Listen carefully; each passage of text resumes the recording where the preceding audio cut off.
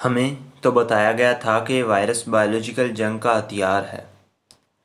ہمیں تو کہا گیا تھا کہ یہ بل گیٹس کی ویکسین بیچنے کی سازش ہے۔ ہمیں تو سمجھایا گیا تھا کہ یہ خدا کا عذاب ہے۔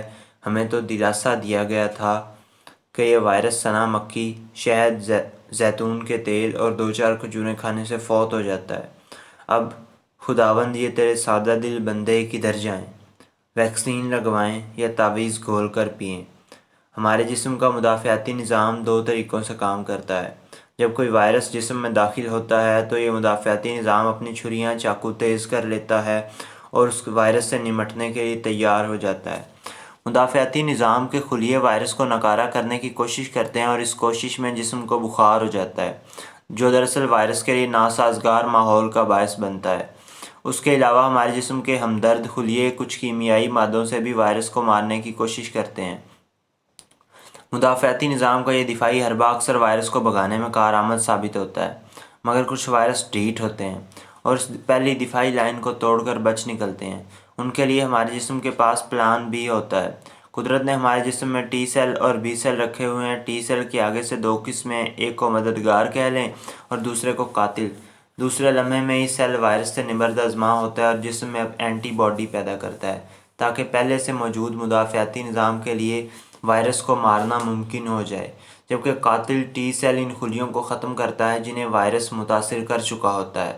چونکہ ان خلیوں میں وائرس گھس چکا ہوتا ہے، اس لیے انہیں مارنا ضروری ہوتا ہے، اور ٹی سیل باقی شریف اور تابع دار قسم کے خلیوں کو مارے بغیر یہ کام نہایت چابک دستی سے کرتا ہے۔ اس پورے عمل کی سب سے دلچسپ اور حیرت انگیز بات یہ ہے کہ جب ہمارا جسم اپنے اس دوہرے مدافعتی نظام کی مدد سے وائرس کو ختم کرتا ہے تو وہ یادداشت کے خلیوں میں وائرس کی جنگ سے متعلق یہ تمام باتیں محفوظ کر لیتا ہے۔ اسی لیے آئندہ جب وہی وائرس دوبارہ حملہ آور ہوتا ہے تو پھر ہمیں اتنا تردد نہیں کرنا پڑتا۔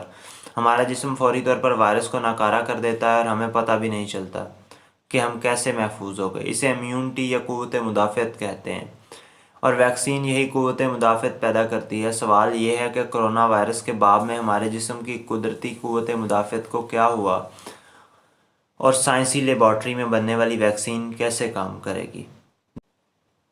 دنیا میں اب تک 8 کروڑ کے قریب لوگ کرونا وائرس کا شکار ہو چکے ہیں۔ ان میں سے مرنے والوں کی شرح 2.5 سے 3% ہے۔ زیادہ تر لوگ اپنی قدرتی قوت مدافعت کی بدولت ہی صحت یاب ہوئے ہیں۔ ان کے جسم میں ٹی اور بی سیل نے کام کیا، وائرس کو مار بھگایا اور پھر اپنے خلیوں میں یہ معلومات محفوظ کر لیں۔ یہی وجہ ہے کہ کم از کم مستقبل قریب میں انہیں کرونا وائرس ہونے کا امکان نہ ہونے کے برابر ہے۔ اسی کو اینٹی باڈی بننا کہتے ہیں۔ کرونا وائرس کے جو مریض شدت سے اس کا شکار ہوئے انہیں میڈیکل سائنس اور بروقت طبی امداد اور جدید سہولیات نے بچا لیا۔ خطرناک بات اس وائرس کی یہ ہے کہ شدید نوعیت کے کیسوں میں بحالی صحت کے بعد بھی اس کے اثرات رہتے ہیں اور بدن میں نقاہت اور کمزوری کے علاوہ دیگر اعضاء کو نقصان پہنچنے کا احتمال رہتا ہے۔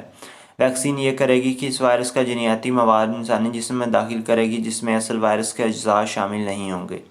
ہمارا جسم اسے وائرس سمجھ کر اپنے مدافعتی نظام کو چالو کر دے گا اور ٹی اور بی سیل فوراً اسی طرح مسلح ہو جائیں گے جیسے کسی وائرس نے حملہ کر دیا ہے۔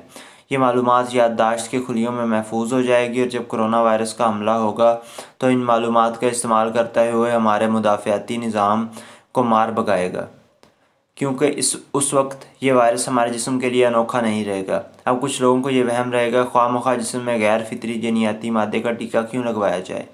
ویکسین کے ذریعے ہمارے جسم میں سرے سے کوئی غیر فطری مادہ نہیں ڈالا جاتا بلکہ ایک طرح سے ناکارہ وائرس شامل کیا جاتا ہے تاکہ جسم کو ممکنہ صورتحال سے اصل وائرس سے مقابلے کے لیے تیار کیا جا سکے۔ ایک مرتبہ جب ویکسین کے ذریعے ہمارا جسم یہ سیکھ جاتا ہے کہ اس وائرس کو کیسے برباد کرنا ہے تو پھر ویکسین کا کام ختم ہو جاتا ہے۔ ویکسین تو ہمارے جسم میں نہیں رہتی، صرف وائرس سے نمٹنے کا طریقہ یادداشت کے خلیوں میں رہ جاتا ہے۔ اس عمل کو ویکسینیشن کہتے ہیں۔ کوئی سنا مکھی، کھجور، زیتون کا تیل، گرم پانی، لسک یا ادرک کا ملغوبہ ویکسین کا کام نہیں کرے گا، کیونکہ اگر یہ چیزیں کام کرتی ہیں تو پھر ان کے متعلقہ ماہرین کو سامنے آ کر بتانا چاہیے کہ کس طرح مدافعتی نظام کو چالو کرتی ہیں۔ اس ضمن میں کون سے ٹرائل کیے گئے ہیں، ان کے نتائج کیا ہیں، ان کی افادیت کتنی ہے۔ میڈیکل سائنس نے تو اپنا مقدمہ ثابت کر دیا، اب معجون بیچنے والوں کی باری ہے کہ وہ ثابت کریں کہ کس طرح لہسن اور ادرک جسم میں جا کر اینٹی باڈی بناتے ہیں۔